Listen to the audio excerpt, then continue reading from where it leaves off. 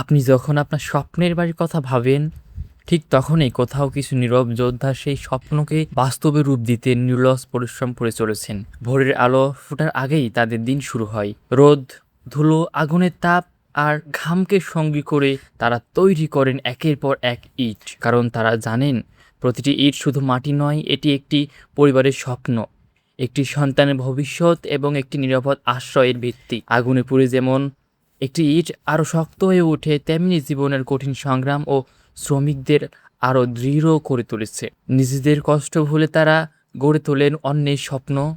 আমরা যখন নতুন বাড়িতে আনন্দ নিয়ে প্রবেশ করি, তখন হয়তো ভাবি না এই বাড়ির প্রতিটি ইটের সঙ্গে মিশে আছে অসংখ্য মানুষের ঘাম, ত্যাগ আর পরিশ্রম। মনে রাখবেন, স্বপ্নের বাড়ি শুধু ইট, বালি আর সিমেন্ট দিয়ে তৈরি হয় না, গড়ে ওঠে কিছু নীরব যোদ্ধা, অক্লান্ত পরিশ্রম, সততা আর ভালোবাসা দিয়ে। সেই পরিশ্রম মানুষের প্রতি রইল আন্তরিক শ্রদ্ধা।